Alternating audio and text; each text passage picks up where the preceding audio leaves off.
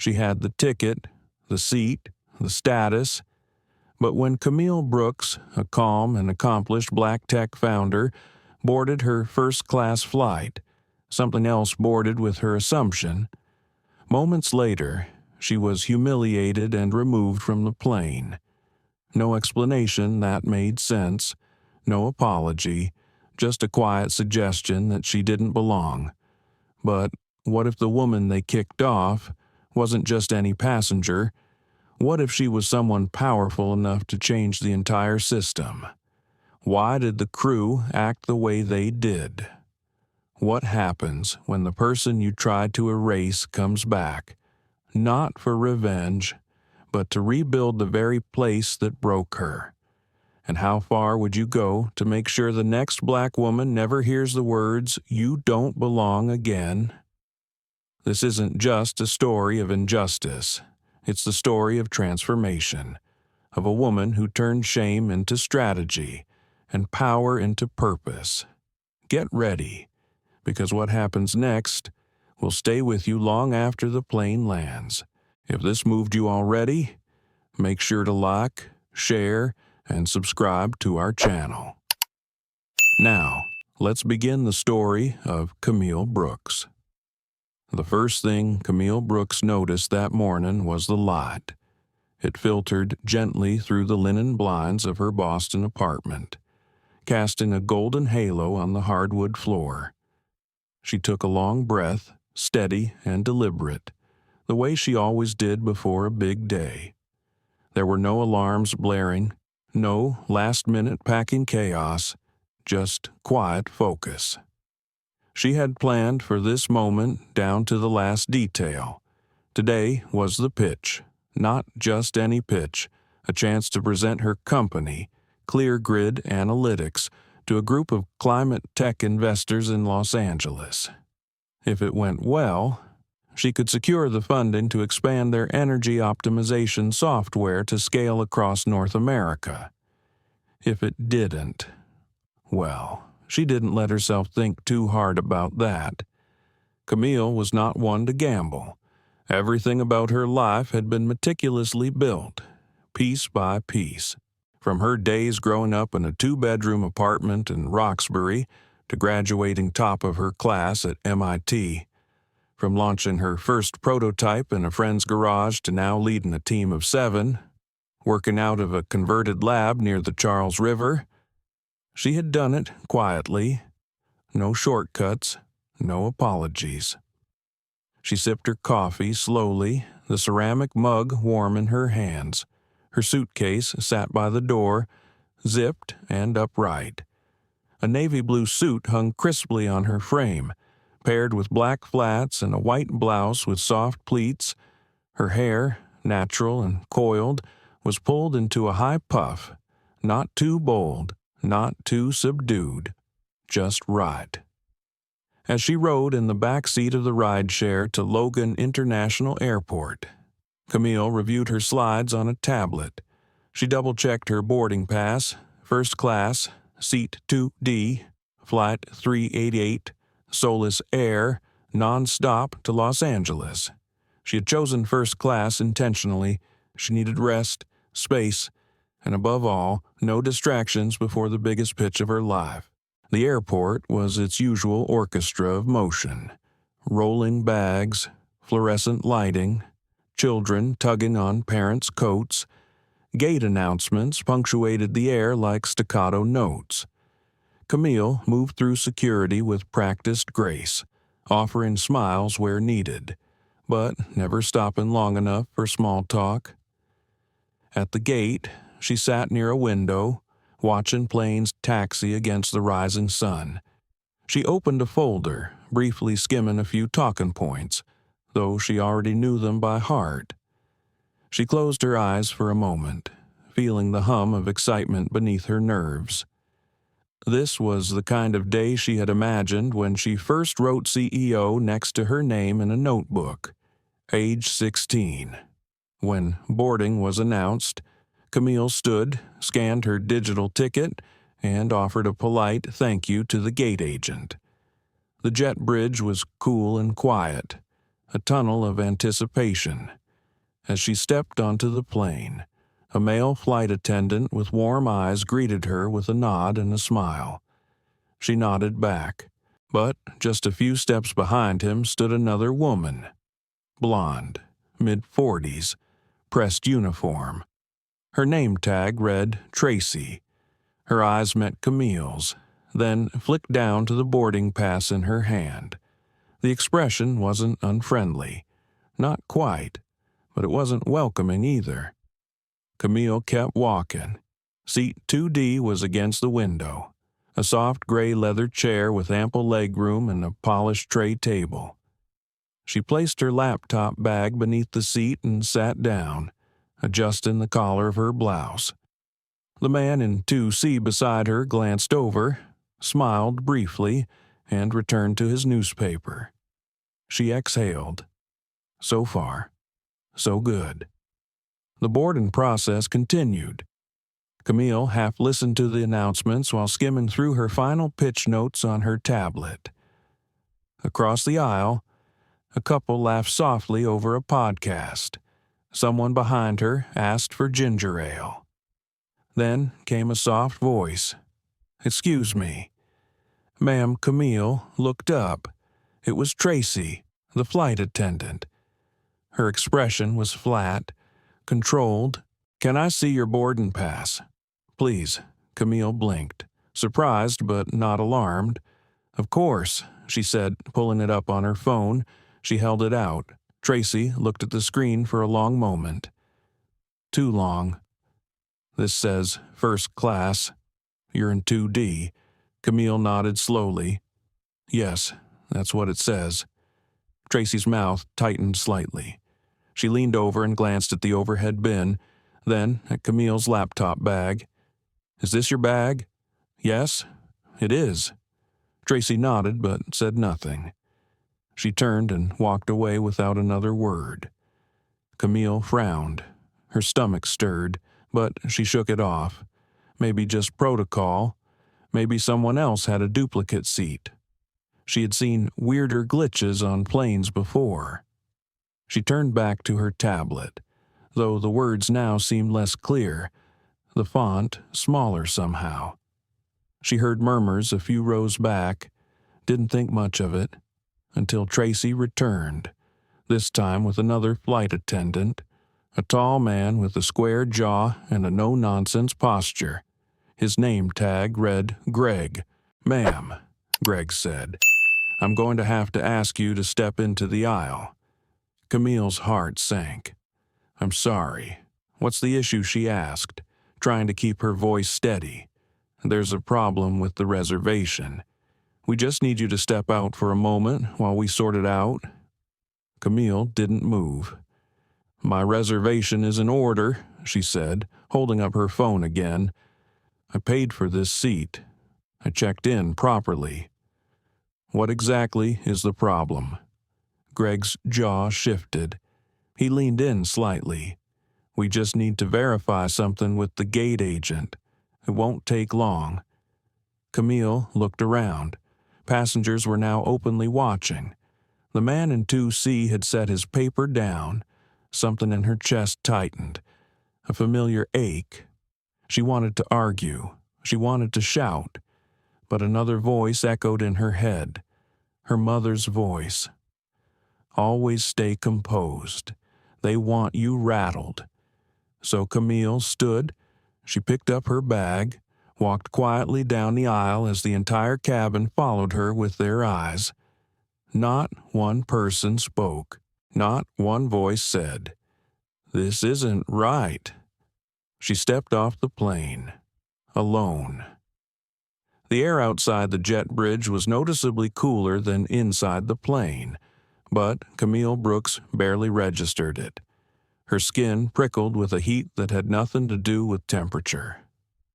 She stood still for a moment, laptop bag hanging at her side, as if the sheer act of walking away from her seat had unspooled something inside her. She was no stranger to microaggressions, the offhanded assumptions, the second looks, the raised eyebrows when she showed up early and alone for meetings in buildings lined with suits and legacy money. But this was different.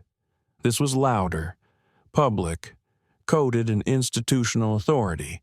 Brian Vega, the gate agent, looked startled to see her again. He was seated behind the counter, tapping lightly on his keyboard with the kind of rhythmic boredom that only comes after 10-hour shifts.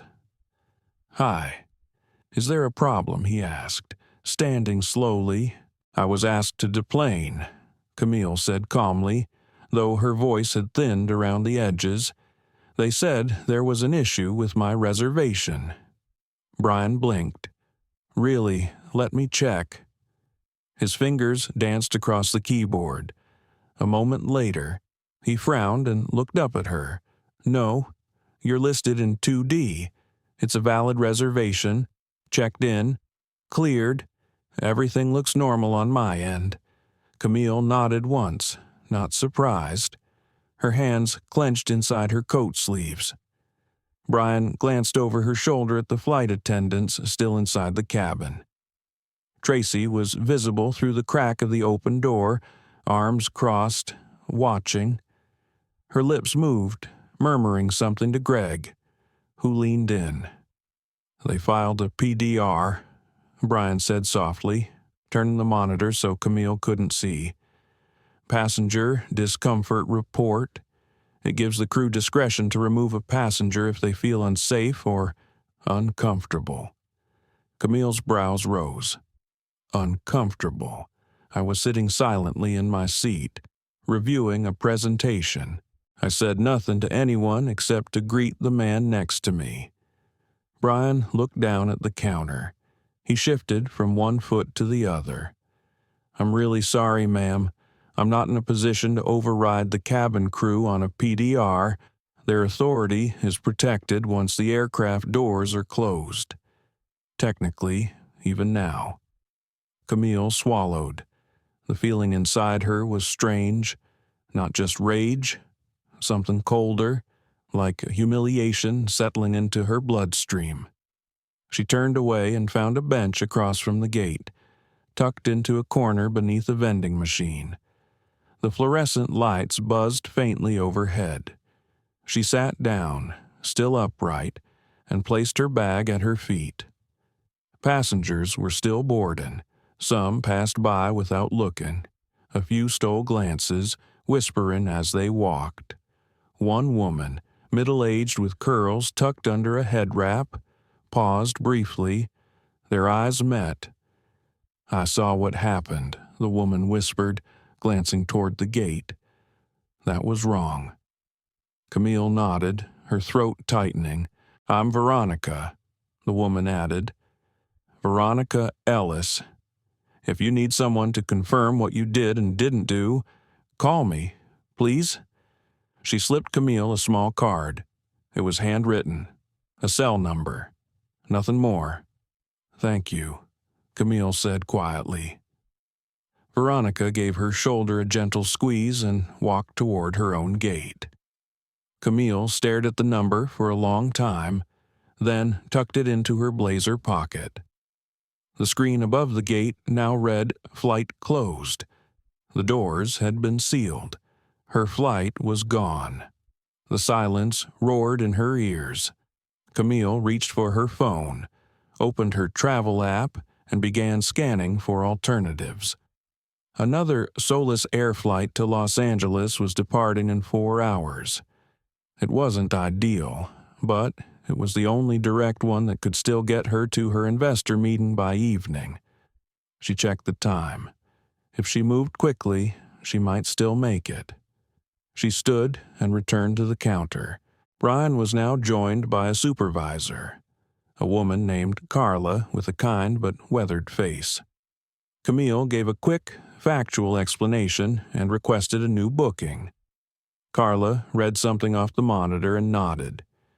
"We can place you on Flight 774, she said.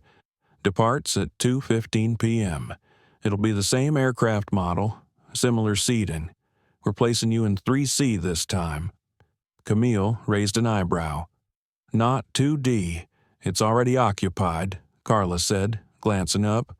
"But this one's still first class." Camille nodded again. She didn't care about the seat at this point. She just needed to get to Los Angeles. Carla handed her a fresh boarding pass. Camille stepped away, barely hearing the automated announcements overhead. She found a quieter terminal near a cafe that served overpriced fruit cups and sandwiches sealed in plastic. She ordered tea, found a corner seat, and plugged in her laptop. She didn't review her slides. She opened a blank document. She began typing.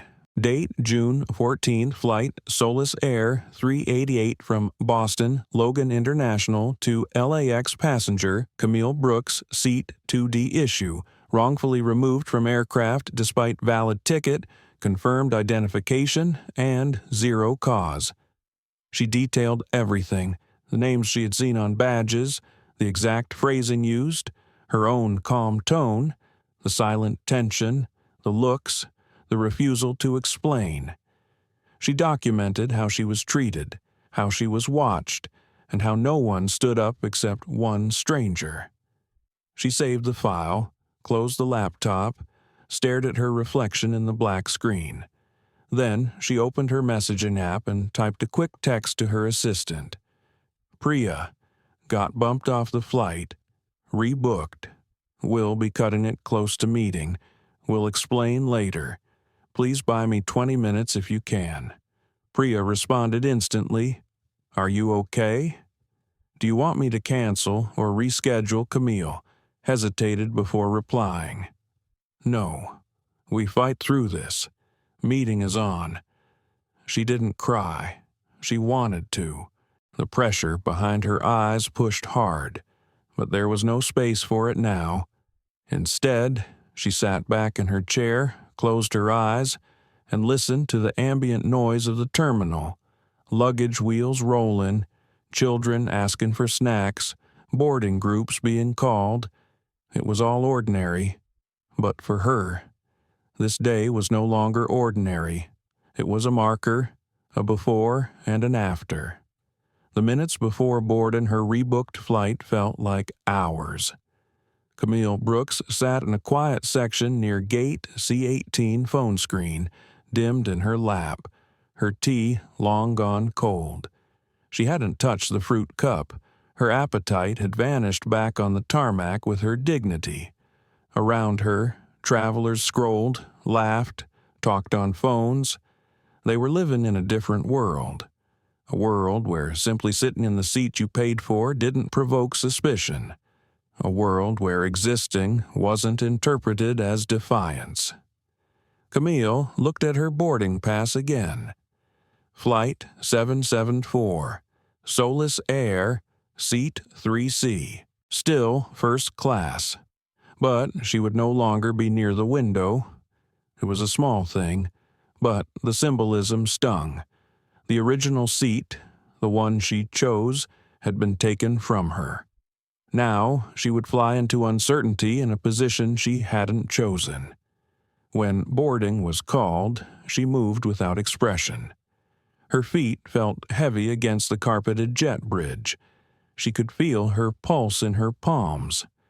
When she reached the door, the new crew greeted her politely, without recognition or reservation. A different team. No Tracy, no Greg. Still, Camille's spine was stiff as she walked through the first-class cabin. Her new seat was on the aisle. She tucked her laptop bag underneath, sat down carefully, and folded her hands in her lap. Every sound, the beeps of scanned boarding passes, the zippers of overhead luggage felt sharper than usual. Her senses were heightened, as if her body expected confrontation at any moment. She closed her eyes for a beat. Please, just let this flight be normal. Across the aisle, a woman with a sleeping infant leaned over and smiled. Long day, Camille managed a nod. Long morning. The woman's smile softened, her eyes kind. I hear that. Camille turned slightly toward the window. The seat across the aisle from where she sat had just been filled by a man in a gray blazer. He nodded politely and then went back to adjusting his AirPods. Everything seemed calm, unremarkable, the way air travel should be. But even now, Camille could feel the imprint of the earlier flight, the unspoken accusation that clung to her skin like a film, the silence of the passengers, the authoritative chill of Greg's voice, the quiet triumph in Tracy's eyes. She took a deep breath and opened her tablet, pretending to scroll through her pitch deck, but her mind was elsewhere. What if I had raised my voice? What if I had refused to move? Would they have called security? Would I have been filmed? Would that footage have gone viral? Would people believe me? These weren't hypothetical questions. They were real, heavy, the kind that come from years of living in a body that too many people saw as out of place. Camille had spent her entire life being cautious, not fearful, never fearful, but intentional, measured, knowing that her excellence would always be scrutinized more closely, knowing that a mistake would not be seen as a mistake, but as a confirmation of bias. And still, despite every effort, she had been dragged out of her seat and treated like a trespasser. She felt the heat rise behind her eyes again. She blinked it back. This is not the end of the story, she told herself. The plane taxied. The captain spoke in a warm voice. Camille didn't hear the words. She stared blankly out the small oval window on her left, past the rows of seats and across the tarmac. Her heart knocked against her ribs like it wanted to break free. The flight took off. She didn't exhale until the wheels lifted from the runway, up in the air, somewhere over Missouri. She finally let herself breathe fully. She turned her head slightly, not to sleep, but to look inward. There were two Camilles now, the Camille who had once trusted that professionalism could shield her, and the Camille who had learned, brutally, that sometimes it could not. And yet, she didn't want to become bitter. That, she knew, was the real loss. Letting someone else's fear dictate who you become. About halfway into the flight, the seatbelt sign went off. Camille stood to stretch her legs. As she walked down the narrow aisle, she passed the galley. One of the attendants offered her water. She accepted it with a quiet thank you and returned to her seat. When she sat down, her phone buzzed. It was Priya. "Update me when you land. I've pushed the meeting to 6:45. You still have a shot. I also emailed a new copy of the pitch deck in case you need a fresh print." Camille smiled for the first time in hours. "Thank you. You're a lifesaver. You're a force of nature. I'm just the breeze." Camille chuckled softly. Priya's lightness was medicine. Her smile faded quickly, though, as the memory of Tracy's voice crept back in. "We're going to need you to step into the aisle. No apology, no explanation, just erasure, camouflaged in protocol. The worst part wasn't being removed. It was the silence that surrounded it. No one protested. No one said, 'This isn't right.' They just watched. Maybe they were afraid. Maybe they assumed the crew had a reason. But Camille had learned long ago that silence, too, is a choice. And that choice hurt. As the plane began its descent into Los Angeles, Camille looked out at the distant sprawl of the city. It glimmered beneath the clouds, wide and blindingly bright. She straightened her blouse and packed her things slowly. When the wheels touched down, it felt like something more than arrival. It felt like an ignition. As she walked off the plane and into the terminal, her strides were steady. She pulled her phone from her coat and checked the time. She had exactly 1 hour and 15 minutes to make it to her meeting in Beverly Hills. Outside baggage claim. She called a rideshare. A black car pulled up within minutes. The driver, a woman in her 50s with thick curls and an easy smile, helped load Camille's suitcase. Heading to work, she asked as they merged onto the freeway. Camille nodded. Something like that. The driver raised the volume on the jazz station just enough to fill the car without drowning the silence. Camille leaned her head back and closed her eyes. In her mind, she rehearsed her opening lines, the pitch, the numbers, the vision, but woven between each slide was something else. Resolve. She was not just pitching a product, she was representing a truth.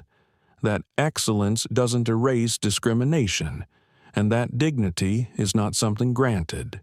It is something owned, and today she would reclaim it. Camille Brooks arrived at the marble glass lobby in Beverly Hills with exactly 4 minutes to spare. Her rideshare driver had taken an alternate route to beat traffic, coasting through side streets and alleyways with the precision of someone who knew the city like a lived-in book. Still, it had been close, too close. As the car rolled to a stop outside a boutique office tower with reflective windows and minimalist signage, Camille stepped out, smoothing the front of her blazer with one hand and gripping the strap of her laptop bag with the other. Her heels clicked softly against the polished stone walkway. Every step forward was a silent refusal to be defeated. Inside, the lobby receptionist greeted her with a crisp nod. Camille Brooks to see Malcolm Reyes. I believe he's expecting me. The woman tapped into a touchscreen panel and gave a brief smile. Yes, he's in the executive lounge upstairs. Elevator to 12. First door on the left. Camille rode the elevator alone. The walls were mirrors on 3 sides. Her reflection looked collected, strong, professional, but her pulse thudded like a warning bell in her ears. As the elevator doors opened, the soft hum of jazz music floated toward her. A receptionist in a black pantsuit welcomed her and gestured toward a lounge with leather chairs and floor-to-ceiling windows. Camille stepped inside, just as Malcolm Reyes stood up to greet her. He was younger than she'd expected. Late 40s, maybe early 50s, salt and pepper hair, open-collared shirt under a navy blazer, the kind of casual formality that bespoke power disguised as ease. Ms. Brooks, thank you for making it. I heard your flight experience was eventful. Camille gave a small nod, careful not to let her face crack. It was, but I'm grateful you were willing to shift the time. Of course, let's get started. They sat across from one another on low chairs near a glass table. Camille set up her laptop, breathing through the nerves that had been building since sunrise. This moment, this presentation was everything, not just for the future of ClearGrid Analytics, but for something deeper, something she hadn't quite named yet. The presentation flowed smoothly. Camille's voice found its rhythm. She walked Malcolm through the energy efficiency dashboard, the real-time grid analytics, the scalable architecture.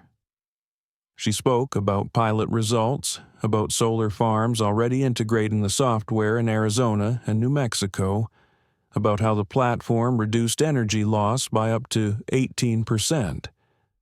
Malcolm listened closely. He asked smart questions. He nodded in appreciation more than once. When Camille finished, he leaned back and steepled his fingers. "You've built something impressive," he said. "Thank you." But then he added, "You were still late, and I'm going to ask you a question I would ask any founder in the same position." Why Camille hesitated. Her eyes briefly dropped to her hands, then back to his. There it was, the moment, the fork in the road. She could lie. Say there was a delay at the airport. Something vague but plausible. She could keep her professional mask intact and move on. Or she could speak the truth. She inhaled slowly. I was removed from my original flight, Solis Air, seat 2D, without cause, despite valid ID and a confirmed reservation. I was never rude, never uncooperative. They wouldn't give me a reason, just said I made the crew uncomfortable. So I took the next flight, made it here just in time. Malcolm's expression changed, not dramatically, but enough. The crease in his brow deepened, his lips pressed tighter. He didn't interrupt. Camille continued. I debated whether I should even tell you. I know how things can be, perceived, but I believe in transparency. And I also believe that what happened to me today reflects a problem that's bigger than just one flight. Malcolm leaned forward, elbows on his knees. That's awful. I'm sorry. You handled it with grace. Camille nodded. Thank you. I'm still processing it. You don't have to defend yourself here, Malcolm said. This isn't the first time I've heard something like that, unfortunately, but hearing it from someone like you hits different, because I know how prepared you must have been, and yet it still happened. Silence settled between them for a few seconds. Camille felt her throat tighten again, but she forced herself to breathe through it. Malcolm sat back and smiled softly. Let me talk to my partners. You'll hear from us soon. Camille closed her laptop gently. As she stood, Malcolm did too. For what it's worth, he added, you've got the kind of resilience we look for. Not just intelligence, integrity. People invest in people, not just ideas. Camille left the building feeling like her heart was carrying both a weight and a lift at the same time. Back in her hotel room that evening, she sat at the edge of the bed, shoes off, tie loosened. The blinds were drawn open, giving her a view of the city lights blinking like distant stars. The hum of cars below echoed through the glass. She opened her laptop again and went back to the document she had started in the airport. The incident report. Her fingers hovered over the keyboard. Then she began writing. She detailed the flight, the names, the sequence, her demeanor, the lack of transparency. She attached the boarding pass, her ticket receipt, even a screenshot of the email from Solis Air confirming her seat. She included Veronica Ellis's contact information as a witness. She gave the letter a subject line, Formal Complaint Flight 3A8 Passenger Removal Without Justification. She paused before sending it. Her finger hovered above the mouse, then clicked. It was done. She didn't expect a call, not yet. She didn't expect any apology either. She'd learned long ago that systems don't say sorry, not willingly, but she had done her part, and this was only the beginning. The next morning, an auto response hit her inbox.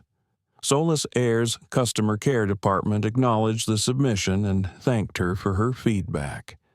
They assured her the issue would be investigated promptly. Camille stared at the message for a full minute. It read like a template.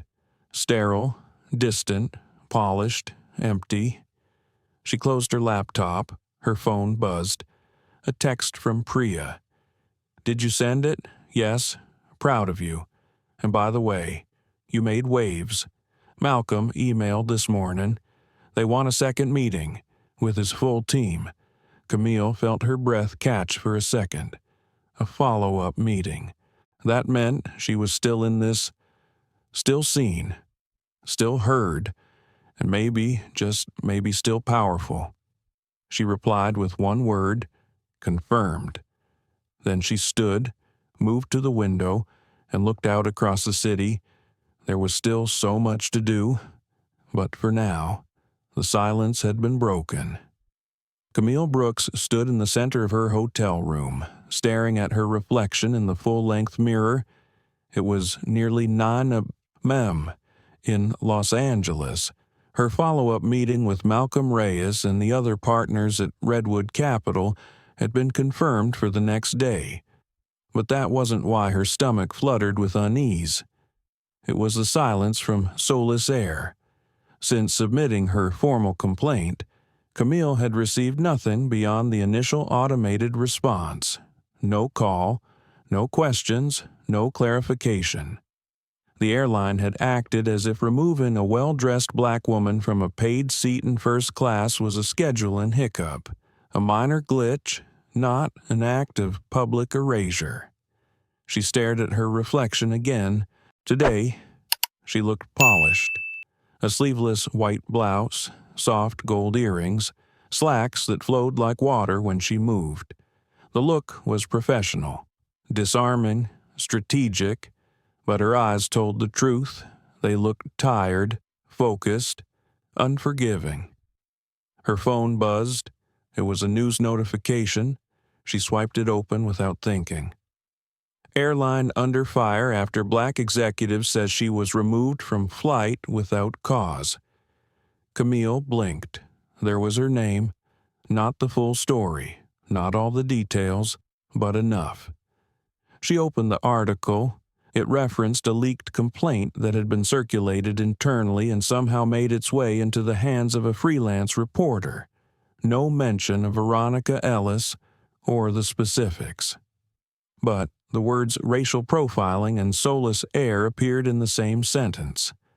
Her stomach twisted. She had been cautious. She hadn't spoken to press, hadn't posted on social media, but someone had spoken for her. She wasn't sure if she was relieved or furious. A call came in. Camille hesitated before answering. It was Priya. Camille, are you okay? The article just hit FeedWire. I didn't send it, I swear. I know, Camille said, pacing slowly. I'm just processing. Do you want to issue a statement? No, not yet. If I move too fast, it becomes about outrage. If I wait, I can respond with impact. Priya paused. You sure? Camille took a breath. I'm not trying to win a media cycle. I'm trying to fix something broken.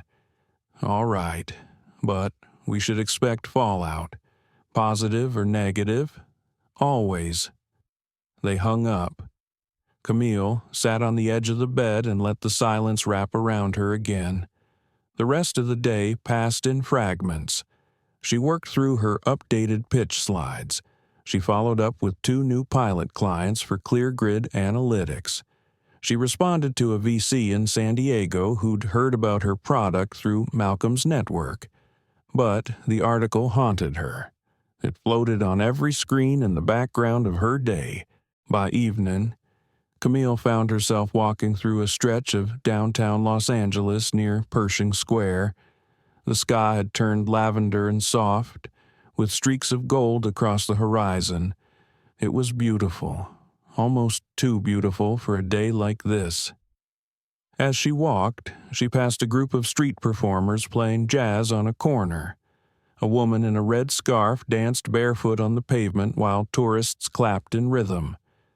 Camille stopped for a moment.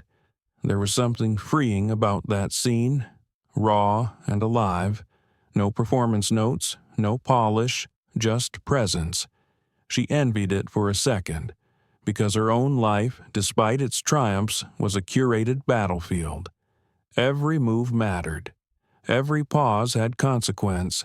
Even silence came at a price. She walked back toward the hotel, the weight of her story settling deeper. That night, as she slid under the covers, her phone buzzed again. Another message from Priya. Podcast host Layla Green wants to talk. Said she heard your name from a friend at Redwood. Said she's a fan of your work in clean tech. Also mentioned the airline article. Wants to interview you. Your call. Camille stared at the screen. Layla Green. She had listened to her podcast more than once. Honest, introspective, intimate. Layla asked questions most people didn't have the courage to ask, not for drama, but for depth. She replied, "Tell her I'll do it. Tomorrow after the investor meeting." A few seconds later, Priya sent a thumbs up. Camille set the phone aside. This wasn't what she planned. None of this was, but maybe the plan had to change. The next morning arrived fast. Camille stood in the elevator of Redwood Capital's downtown office, hands folded in front of her, laptop slung across her shoulder. Her heart beat a little quicker than usual, not because she was afraid of rejection, but because she now understood that the stakes were bigger than funding. This wasn't just about ClearGrid.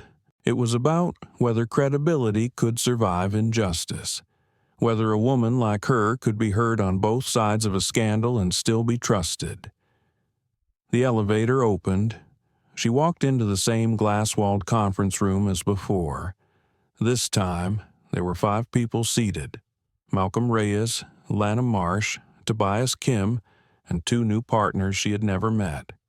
Malcolm stood. "Camille, welcome back. Thank you for having me again." She shook each hand firmly, calm, composed, but not robotic. She wanted them to see that she hadn't folded beneath the headlines. As she connected her laptop to the screen, Tobias leaned over and whispered, "We read the article. Just wanted to say, it's disgraceful what happened." Camille nodded once. "I appreciate that." The meeting began. She launched into her updated pitch, polished and dynamic. ClearGrid's new prototype now featured adaptive load balancing. Their beta test had exceeded expectations. Her team was growing, her market positioning was solid, and her roadmap for expansion was clear. They asked more aggressive questions this time: projections, margins, exit potential. Camille answered each one directly, thoughtfully, no fluff, no stumbles. When it ended, the room fell into a thoughtful hush. Then Malcolm spoke. "Camille, we're in. We'll begin drafting a term sheet this week."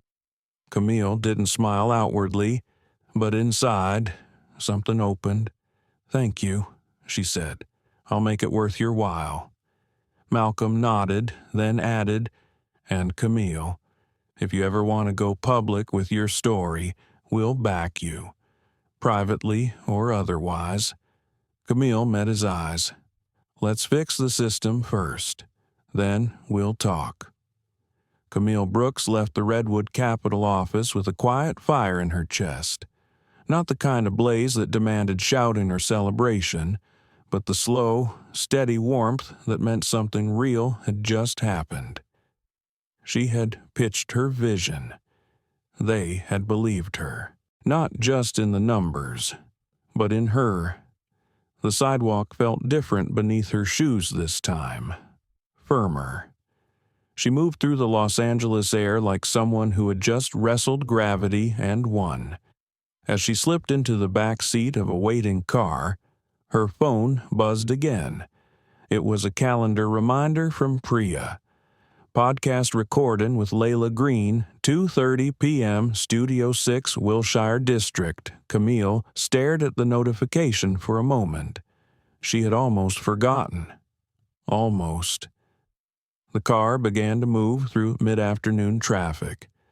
Sunlight glared off windshields, horns blared in the distance. She leaned back and let herself breathe. Her pitch had gone perfectly. But the podcast was another matter. It would not be about projections or performance metrics. It would be about something more vulnerable.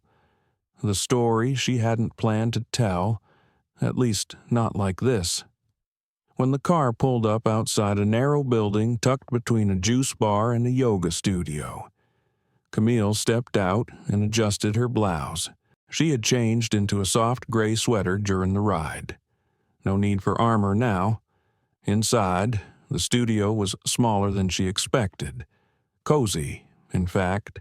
Exposed brick walls, a velvet couch, a wall of books, each one with a post-it or dog-eared page. Layla Green stood near the console, speaking with a sound engineer. When she turned and saw Camille, she smiled wide. There she is, the woman whose name broke my inbox this week. Camille smiled politely. Thank you for the invite. Thank you for saying yes. They shook hands. Layla was younger than Camille had imagined, late 30s maybe, her hair in a thick braid down her back, gold hoops glinting under the studio lights. Her voice had the warm cadence of someone who had made a life out of making people feel seen. They sat across from each other, microphones angled. Camille adjusted her posture. Her heart beat a little faster now than it had in the boardroom. You ready? Layla asked gently. As I'll ever be. The red light blinked on. Welcome back to the human fold, Layla's voice began. Today's guest is someone I've admired from afar for her work in clean technology. But this week, her name made headlines for an entirely different reason. Camille Brooks, CEO of ClearGrid Analytics. Thank you for joining me. Camille nodded toward the mic. Happy to be here, Layla. Thanks for having me. Let's start simple. Layla said, before all this, who are you? Who was Camille Brooks last week? Camille exhaled. She was someone who still thought silence was safer. Layla smiled softly. Let's talk about the flight. Camille paused. Her throat tightened. She thought of the moment in Seat 2D, the stillness, the restraint, the eyes. I boarded a plane, first class, seat 2D. I had paid. I checked in. I was polite. I was prepared. And still, I was asked to leave. No cause, no misconduct, just discomfort. Their discomfort. She let that last word hang in the air. Layla didn't interrupt. She waited. Camille continued. It wasn't just humiliating. It was clarifying.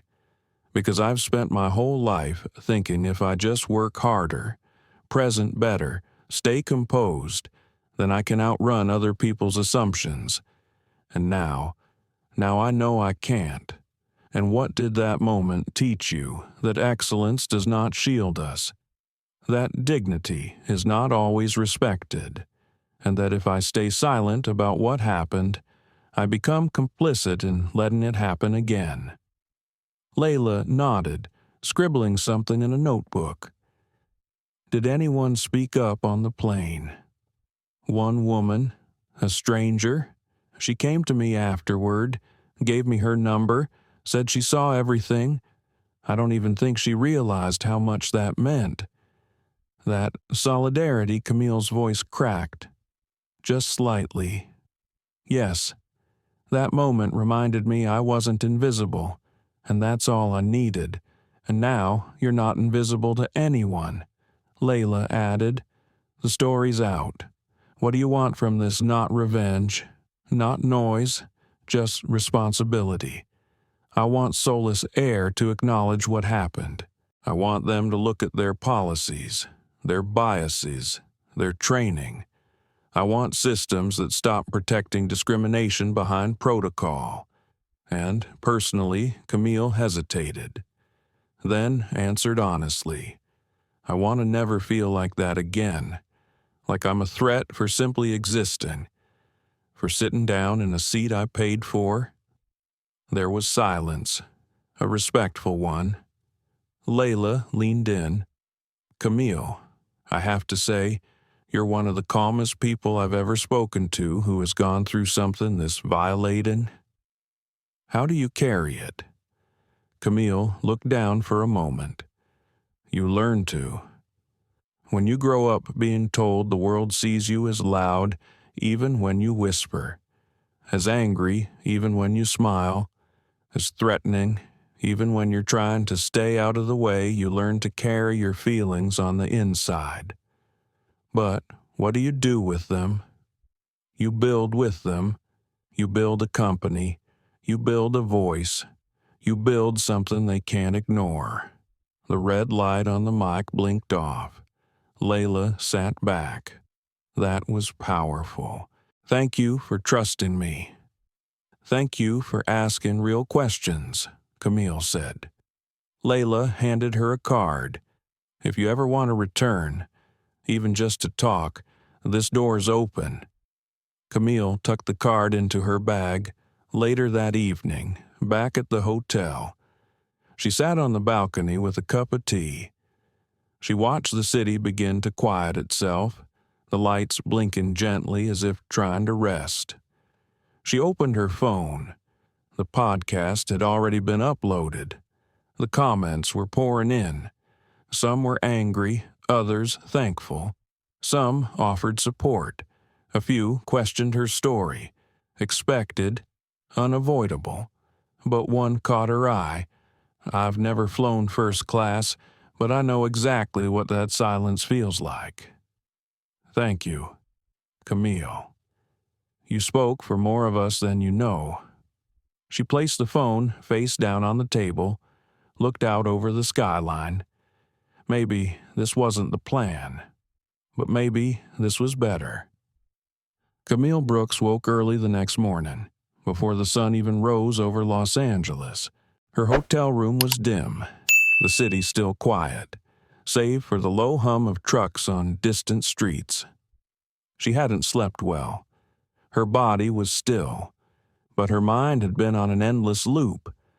The podcast episode had crossed 1 million streams overnight.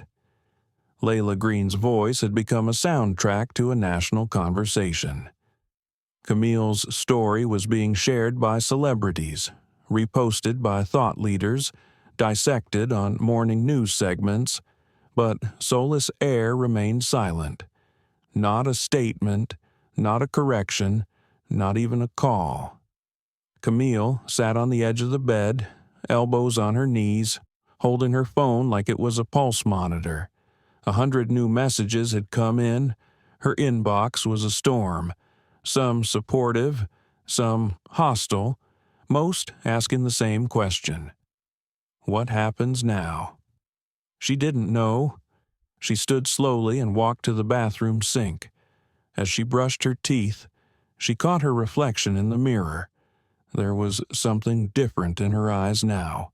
Not weariness, not rage, something steadier, like a woman who had been pushed past her edge and had decided to stop shrinking. By 8 a.m., she was seated in the hotel cafe, sipping her second cup of coffee, her laptop open in front of her. Her calendar was booked solid. Interviews, a scheduled call with Malcolm and Lena, a digital town hall for her ClearGrid team, and one more thing she hadn't told anyone about yet. A meeting with a lawyer. She opened the file she had quietly compiled. Flight 388 passenger documentation. She had dated entries, screenshots of her emails, notes from her interaction with Brian Vega, the gate agent, a typed statement from Veronica Ellis, who had emailed the night before to offer a formal affidavit. Camille had documented everything, not because she wanted to sue, but because she needed to be ready if she had to. She heard Priya's voice in her head from their call the night before. You're building momentum, Camille, but without a direction, they'll try to outweight you. That was true, and Camille was done being patient. Later that afternoon, she entered a nondescript office suite in Century City. The waiting room smelled faintly of leather and eucalyptus. Her lawyer, Nora Bell, had been recommended by 3 different people, each of whom had described her as brilliant and terrifying in equal measure. Camille liked her instantly. Nora was direct, mid-40s, sharp brown eyes behind square glasses, and an efficiency that bordered on surgical. "You don't want a payout," she said after reading through Camille's file. "You want something structural?" "Exactly. Then we go after policy, not just apology, not just PR." Camille nodded. "You'll be attacked for it. I already am." Nora sat back. "We'll draft a demand letter, but before that, I want to ask something harder. Would you ever consider a public campaign pressure from consumers, employees, stakeholders?" Camille hesitated. "That's not who I am. I think it might be now." She didn't respond right away, because part of her knew Nora was right. After the meeting, Camille walked to her car slowly. Her fingers traced the top of her purse as if it were a lifeline. For most of her career, she had avoided attention, chosen substance over spectacle. But now, attention had found her. She didn't need a lawsuit to feel powerful. She needed a voice to change the rules. That evening, while preparing for her ClearGrid team town hall, Camille paused before logging into Zoom. She looked at herself in the tiny preview box on the screen. She didn't adjust her blouse. She didn't fix her hair. She let them see her exactly as she was. When the meeting started, there were over 70 faces on screen. Engineers, designers, data analysts, marketers, her team, her people. Camille smiled. "Hey everyone, I know it's been a week. Thanks for holding down the fort. I just want to say how proud I am of all of you." Someone unmuted, and a soft voice spoke. "We're proud of you too." "Camille." She blinked hard. "Thanks. That means more than you know." She gave a quick update on company progress, pilot testing results, and answered questions about product timelines. Then she added one more thing. "I know some of you have seen the news. I didn't plan for any of this, but I want you to know this company is going to stand for more than clean energy. We're going to stand for dignity, for visibility, for doing what's right even when it costs something." The screen filled with nods, a few claps. Someone typed in the chat. "Say it louder," after the meeting. Camille sat still for a long moment, the glow of her laptop screen soft on her face. She opened Twitter. For months, she had barely used the platform. But tonight, she typed slowly. "I was removed from a flight I paid for because someone decided I didn't belong. That moment could have stayed private, but it didn't. Now I'm choosing what to do with it.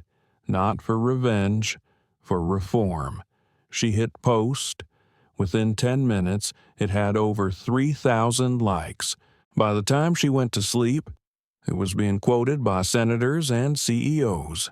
The next morning, Camille received a call. Unknown number, Boston area code. She picked up cautiously. "Mrs. Brooks, this is Douglas Crane. I'm calling from Solis Air.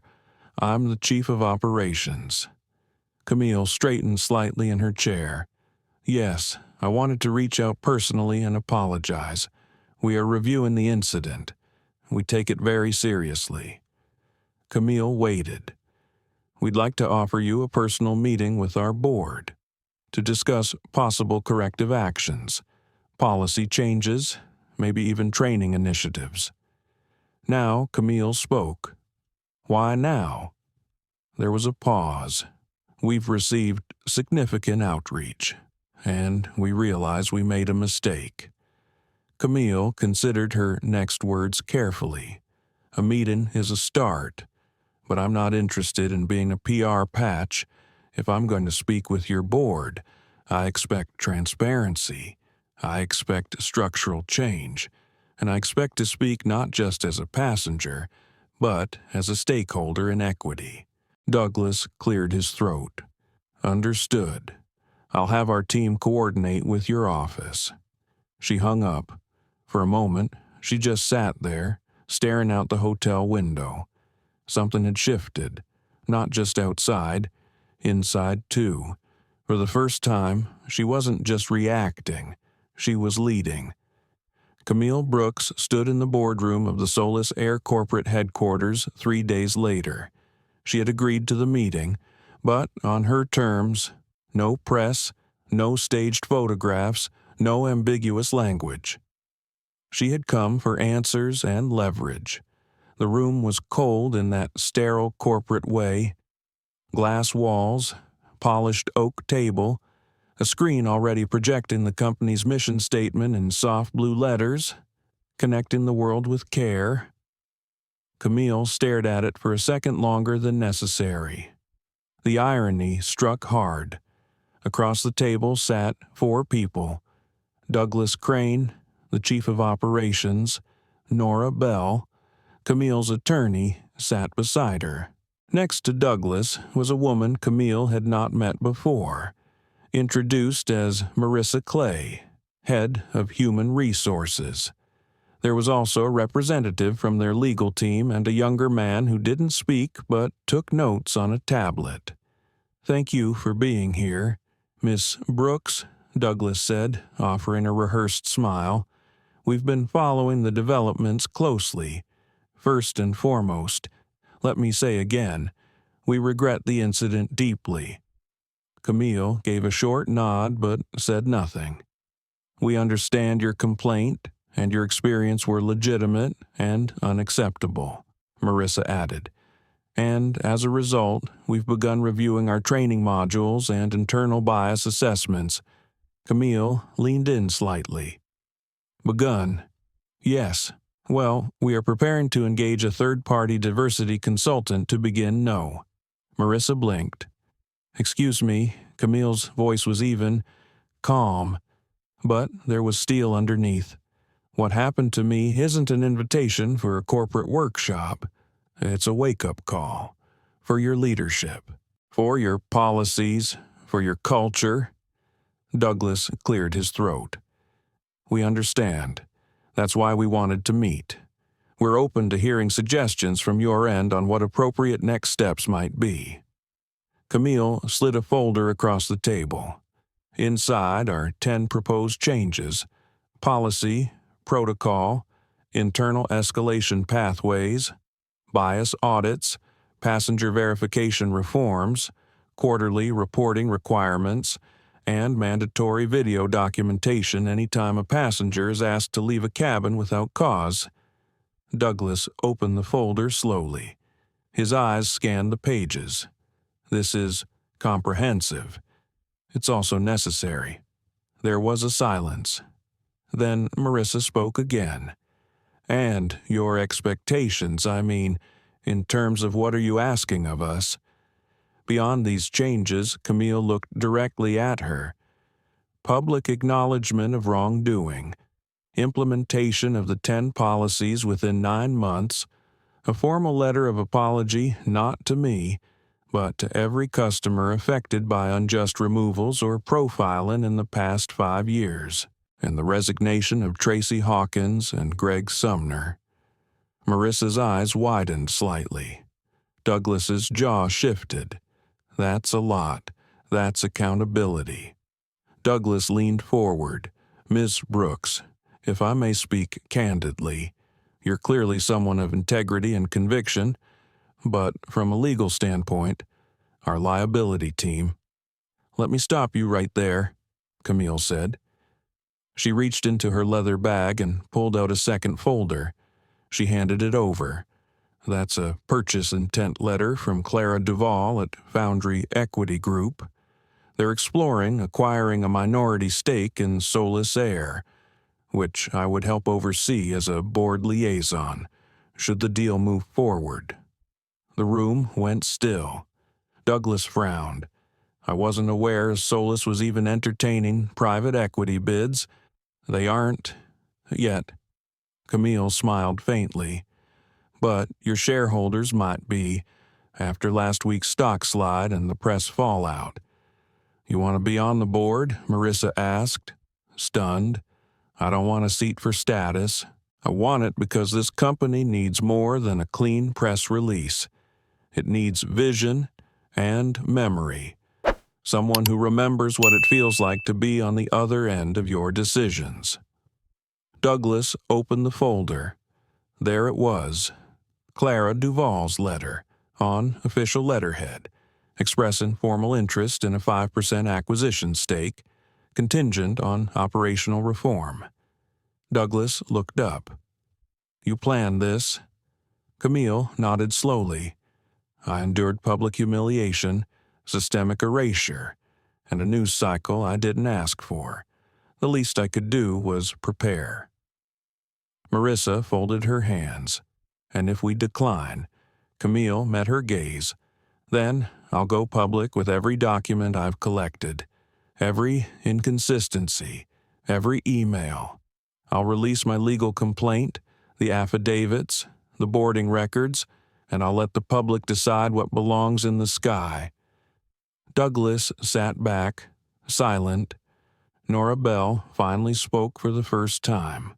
Or we can work together, build something better, transform from the inside out, and make Camille's experience the last of its kind. Camille stayed still.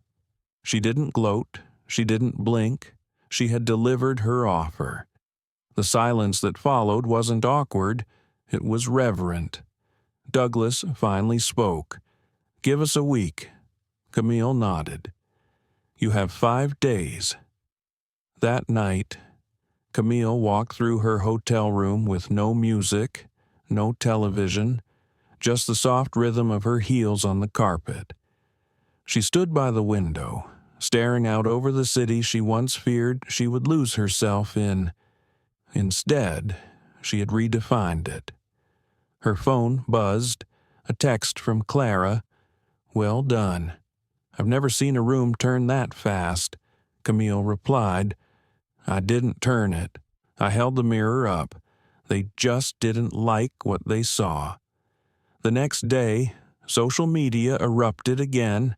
A leaked photo of Camille walking into Solis Air headquarters, briefcase in hand, composed as ever, had gone viral. She was dubbed the passenger who would not bow. News anchors speculated about her legal leverage. Industry analysts debated the pending acquisition. Hashtags trended again. The story had gained legs and wings. By day 4, Solis Air released a statement. We acknowledge with deep regret the recent incident involving Ms. Camille Brooks. After extensive review, we have committed to internal reforms including bias protocol evaluations, documentation policies, and passenger dignity guarantees. The statement ended with, we are also in active discussions to welcome Camille Brooks as a board advisor to support our long-term transformation. Camille's inbox exploded, but she didn't respond to most. She wasn't done.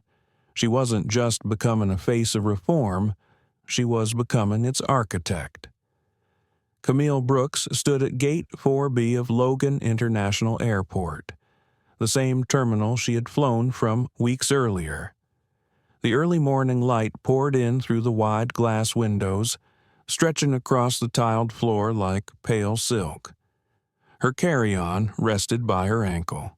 In her hand, she held a first-class boarding pass, seat 2D. The irony was sharp and deliberate. This flight was different, not in its destination, but in its meaning. She wasn't just heading to Los Angeles for meetings or deals. This time, Camille was traveling at the personal invitation of Solis Air's board to attend a closed-door session on operational reform. Her transition from passenger to power broker had stirred waves far beyond what even she had anticipated. There had been think pieces written about her, network specials, social commentary, but all that noise had become background. Camille didn't care about praise or critique. She cared about structure, what could be built, and what would never be allowed to stand again. A voice broke over the intercom, polite and routine. "We are now pre-boarding Solis Air Flight 388 to Los Angeles. Passengers requiring extra assistance may begin boarding at this time." Camille stood a little taller. No flashbacks this time. No dread in her chest. Just presence. When her boarding group was called, she stepped forward and handed her boarding pass to the gate agent, who scanned it quickly. "Have a great flight, Ms. Brooks." Camille looked up, surprised by the warmth in the woman's voice. "Thank you," she said. She moved down the jet bridge slowly, taking in each sound and step, grounding herself in the moment. When she entered the aircraft, she felt it immediately. The shift, this time, no one stared with suspicion. The flight attendants greeted her professionally. No flinches, no second glances, just routine hospitality. "Good morning. Welcome aboard." Camille gave a small nod and made her way to seat 2D. It was the same seat, same window, same distance from the front. But this time, she placed her bag in the overhead bin and sat down with a composure that came from knowing she had rewritten the rules. The seat felt different, not softer, just clearer. She was here on her own terms. A few moments later, a man sat down in 2F across the aisle. He gave her a polite smile. Heading west for business, Camille smiled gently. "Yes, you always. I work in finance, though lately I spend more time reading about people like you than I do reviewing spreadsheets." Camille raised an eyebrow. He chuckled. "You're Camille Brooks." "Right. I read that profile about your work with ClearGrid. Impressive stuff." She nodded. "Thank you." Before he could say more, a flight attendant approached. "Ms. Brooks, would you prefer a glass of sparkling water or orange juice before takeoff?" Camille smiled. "Water, please." The attendant walked away, leaving a brief silence between Camille and her seatmate. "You know, the way you handled what happened," the man said slowly, "it made me think a lot about how we treat people. In boardrooms, on planes, everywhere." Camille glanced toward him. "That's kind of the point," she said. Before long, the cabin doors closed, and the plane began its taxi to the runway. Camille leaned back, her seatbelt fastened, her hands resting loosely in her lap. The engines rumbled, the wheels lifted. As the plane ascended into the morning sky, Camille let her eyes drift to the clouds outside her window, somewhere over Pennsylvania. She opened her laptop and began reviewing the presentation she had drafted for the upcoming board session. It wasn't a legal review or a public apology. It was a blueprint. Passenger dignity, staff accountability, a vision for turning a tarnished airline into a model for equity-centered travel. It wasn't just about her anymore. It was about everyone who had ever been told they didn't belong in a place they'd earned. She included a new section, a case study of her own experience redacted for personal names but framed as a systemic breakdown of process, perception, and power. Her heart beat steady, not fast, not anxious, just focused. She worked until the flight attendant returned with lunch service. Camille accepted it with a quiet thank you and closed her laptop for a break. As she ate, her thoughts drifted. She remembered her parents, the stories they used to tell about never flying unless it was absolutely necessary. Her father always joked that even if he had the money, he'd take the train. "More honest," he said.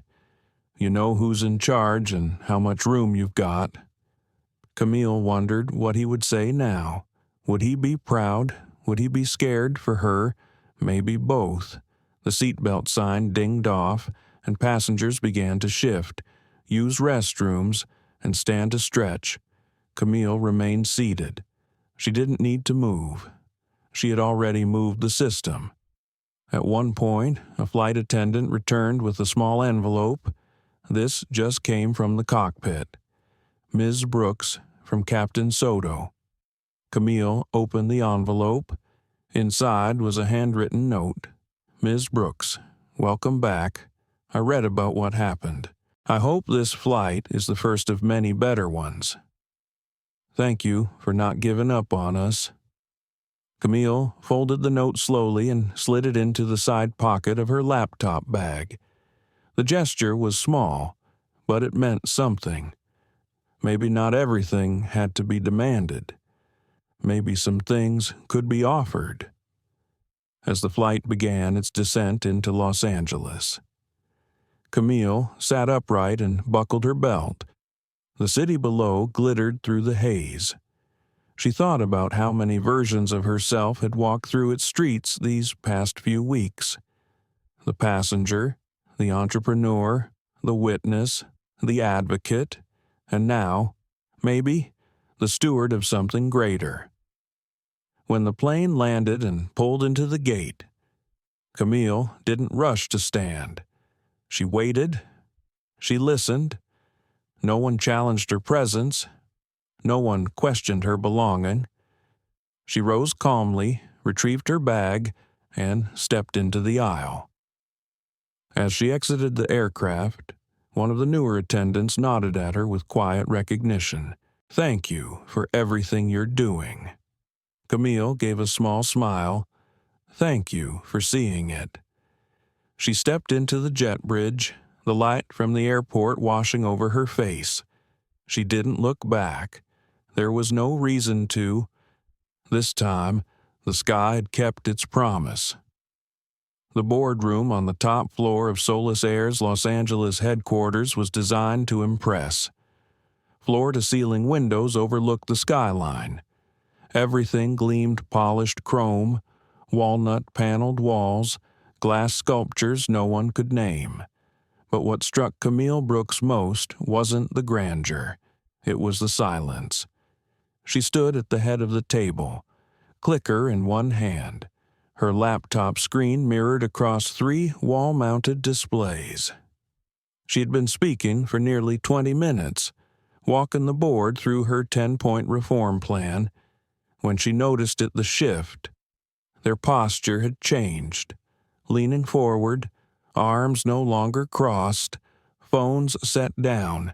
They were listening. Her voice didn't tremble. She didn't hurry. She paused in the right places, letting numbers speak, letting lived experience settle into the room like truth carried on wind. Let's be clear, she said, looking at Douglas Crane and Marissa Clay. This isn't about fixing PR. This is about rebuilding trust. And the first step in trust is visibility. She clicked to the next slide.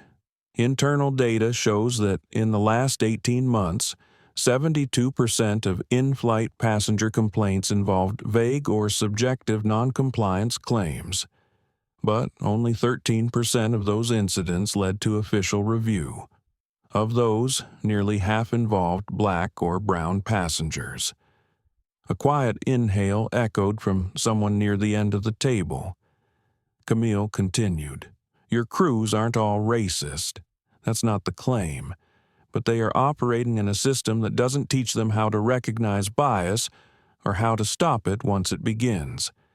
And when something goes wrong, your policies protect the airline, not the people.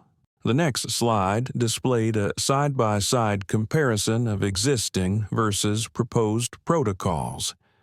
Passenger grievance handling, de-escalation procedures, body-worn camera policy for gate removals, and this, she said, is where it all changes. Because it's not enough to say we're sorry. The real question is, what do we do after the apology? She let that question hang. In the quiet that followed, Camille finally stepped back from the screen and took her seat. She folded her hands calmly. Questions. It was the CFO who spoke first, a man in his 60s named Kenneth Ewan. I've been in this industry for over 30 years. I've seen planes go from ashtrays and paper tickets to biometric scanning, but I've never seen a passenger become an equity partner overnight. Camille didn't smile. That's because most passengers don't come prepared, or armed with data, or determined not to let their pain become someone else's profit. He nodded once, respectful. Next to speak was Elena Rojas, head of operations. If we agree to this structure, who oversees implementation? Camille answered immediately. I do, not as a symbol, as a working member of the board. I'll set up the Internal Equity Council. I'll oversee policy integration, and I'll make sure nothing becomes performative. And if we push back on certain items, then I walk. And so does Foundry Equity, and your public support, and your market reputation. Elena looked down at the paperwork in front of her. We'll need a vote. Camille stood and gathered her notes. Take your time, but not too much, because time isn't what your reputation has anymore. As she left the room, Nora Bell followed close behind. That was masterful, she whispered as they waited for the elevator. Camille let out a long breath. It had taken everything in her to stay composed. You think they'll vote yes?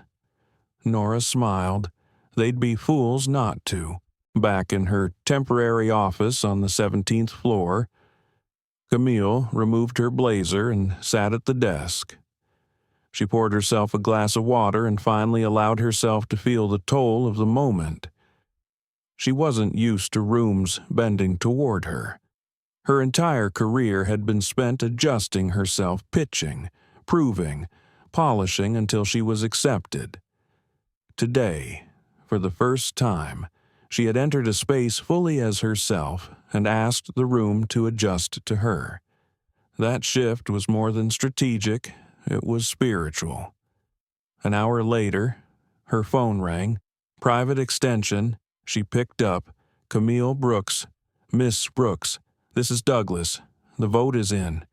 The board approved the plan, unanimously. Camille didn't answer right away.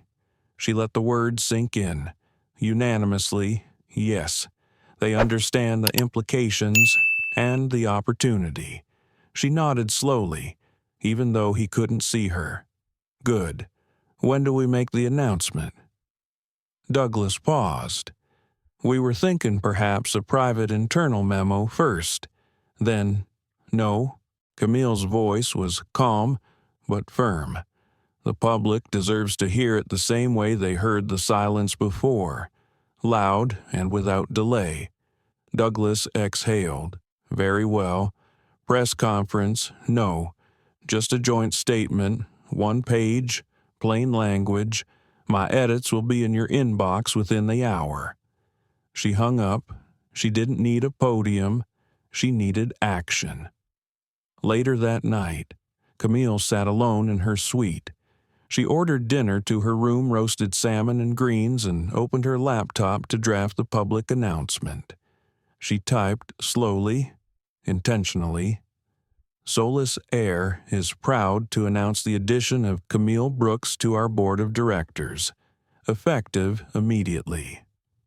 In response to recent events and ongoing efforts toward equity and accountability, the airline will implement a passenger dignity and protocol reform package by the end of this fiscal year.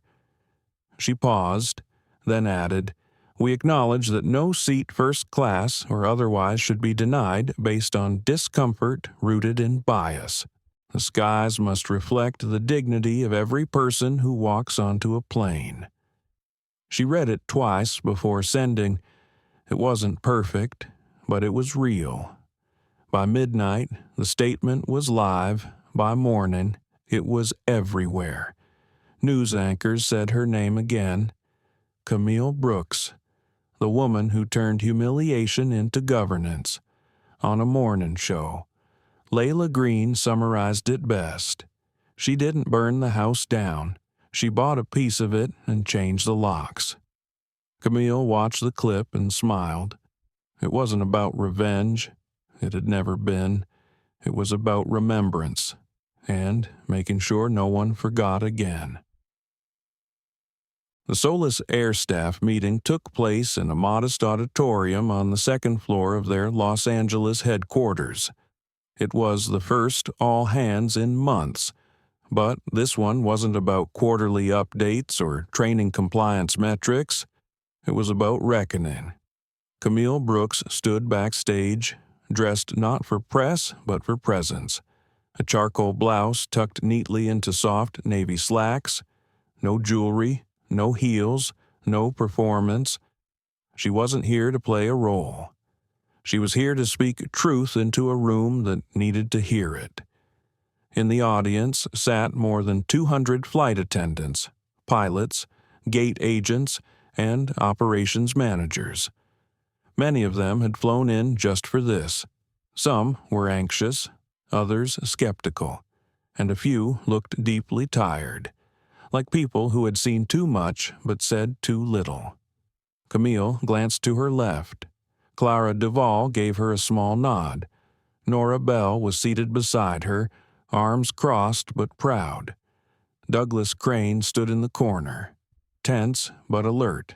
A staff coordinator approached Camille with a headset. "Whenever you're ready, Ms. Brooks." Camille stepped forward onto the stage. The room hushed almost immediately. She stood at the center. No notes, no screen, just her. "Good morning," Camille began, her voice clear and steady. "I won't take too much of your time. I know your schedules are full and your feet are sore and your patience with corporate meetings is probably thinner than usual." A few people chuckled. The room eased just slightly. "I'm not here as a celebrity or a headline. I'm not here because I wanted to be. I'm here because I was given no choice." She paused. "Several weeks ago, I was removed from a flight for no reason that made sense. Not to me, not to the passengers around me, not to the gate agent who signed off my boarding pass, and certainly not to the little girl 2 rows behind me who watched the whole thing." Her voice lowered. "I was removed because I didn't fit someone's picture of who should sit in first class. It wasn't about my ticket. It wasn't about my behavior. It was about their bias, their discomfort, and the systems that allowed that discomfort to dictate my dignity." She looked across the crowd. "But I'm not here to relive that day. I'm here because that day created a choice for all of us." She stepped forward one more pace. "Every one of you in this room plays a part in the experience people carry with them after they leave your plane. You are the ones they trust with their safety, their memories, their transitions. You are not just transportation workers. You are caretakers of moments, weddings, funerals, job interviews, homecomings." Another pause. "And yes, you're human. You get tired. You get disrespected. You deal with impossible passengers, long hours, broken policies. I see that. I respect that. But none of that excuses erasing someone just because of how they look. Someone in the 3rd row shifted in their seat. So today, we start again." Camille said it slowly, not with a new slogan, not with a polished HR video. We start with accountability. She raised her eyes to the back row. "There will be new policies. You'll be briefed on them in coming weeks, but policy only gets us part way. The rest is on you. To pause, to ask yourself hard questions, to check your assumptions at the gate just like passengers check their bags." She folded her arms gently. "Because from now on, Solis Air will not be a place where anyone questions whether they belong in their seat. A beat of silence, then applause. It began softly, a few people clapping out of courtesy, then louder, real, sustained. Camille gave a small bow of her head, then exited the stage, backstage. Clara reached for her shoulder. That was the speech of someone who's flown both the sky and the storm. Camille smiled weakly. It was the truth. I figured that was enough. As the staff meeting dissolved into breakout sessions, Camille walked with Clara and Nora toward a side room reserved for private HR discussions. There, she would meet with the two employees who had removed her from Flight 388, Tracy Hawkins, Greg Sumner. The flight attendants had declined public comment. Their union had requested discretion, but Camille had insisted on one meeting, face-to-face, inside the room. The air was thick. Tracy sat with her arms folded, her posture stiff. Greg was more subdued, his eyes locked on the table. No lawyers, just them. Camille took the chair opposite. Neither of you has to say anything, but I will. They looked up. I don't need an apology.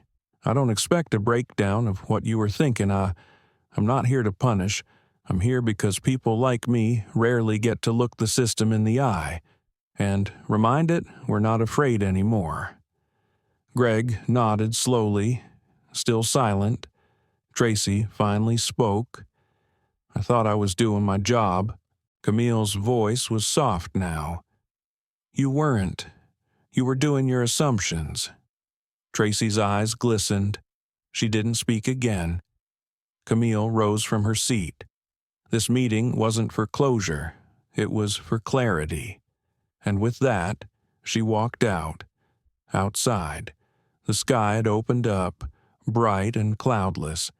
She stepped into the sunlight and stood still for a moment.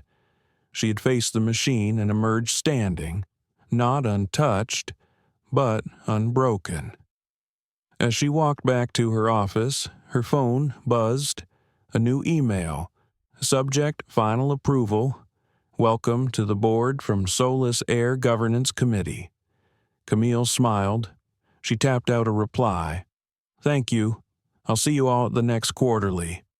She put the phone down and walked to the window.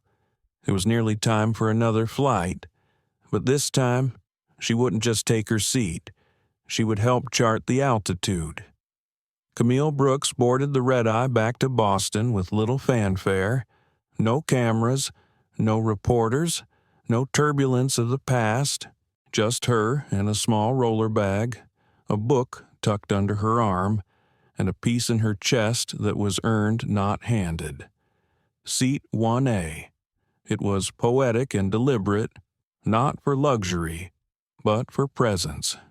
She stowed her bag, eased into her seat, and looked out the window. The tarmac lights sparkled beneath the night sky. This time, the cabin was calm, the crew polite, the air light. She leaned her head back and breathed deeply. In the weeks since she had joined the board, things had moved fast. Solis Air had begun restructuring its internal operations department, implementing 5 of her 10 reform points ahead of schedule. The company hired 2 new equity officers, introduced a passenger dignity pledge, and expanded the bias response training to include simulations based on real incidents, including hers. But for Camille, progress had never been about headlines. It was about moments, quiet, careful moments that would never make the news, like a black father boarding a plane with his daughter and not being asked twice, or a nervous elderly woman being spoken to in her own language, or a child from the foster system finally feeling safe in the skies. The intercom buzzed and the pilot's voice crackled overhead. Good evening, folks. Welcome aboard Solis Air Flight 223 nonstop to Boston. We're expecting a smooth ride tonight. I'd like to offer a warm welcome to our newest board advisor, Mrs. Camille Brooks, traveling with us tonight in seat 1A. Ma'am, from all of us, thank you." Camille blinked. The acknowledgement was unexpected. A few passengers clapped softly. A flight attendant offered her a gentle nod. She gave a quiet smile, then opened the book on her lap. It was something her mother used to read, a worn paperback of Maya Angelou poems. The spine cracked where her favorite lived. "Still I rise." She let the words dance in her mind as the engines roared and the plane lifted into the sky. Hours later, as the cabin lights dimmed and passengers fell into quiet sleep, Camille remained awake, not out of worry, but reflection. Her phone buzzed once. A message from Clara. "You made it to the mountaintop. Now build the road for others." Camille stared at the message for a while, then typed back, "I'm not done yet." At the back of the plane, a young woman in uniform moved down the aisle with the beverage cart. She looked no older than 25, skin like molasses, braids tied neatly behind her head. She paused when she reached Camille's row. "Would you like anything to drink?" Ma'am Camille looked up and smiled. "Water is perfect. Thank you." The attendant handed her a bottle, then paused. "I hope this isn't too forward, but you're Camille Brooks?" "Right. Yes." The young woman's voice dropped to a whisper. "I want to say thank you. My cousin was almost suspended after a passenger profiled her. Now they're reviewing that case because of what you did. Because you didn't just get mad. You did something." Camille felt her throat catch for a second. She reached out and gently touched the woman's hand. "Keep flying. They need people like you up here." The woman nodded and pushed the cart along. Camille leaned back in her seat and closed her eyes. Her life had changed so completely in a matter of weeks, but the change felt right. Not like disruption, like arrival. The next morning, after landing in Boston, Camille was met at the gate by her assistant, Maya. They embraced briefly, the kind that says everything without needing words. "You've got the Education Equity Summit at noon," Maya said, "then the keynote panel at MIT. I've rescheduled your tech roundtable for Thursday so you can breathe." "Thank you," Camille said warmly. "You always take care of me. Always."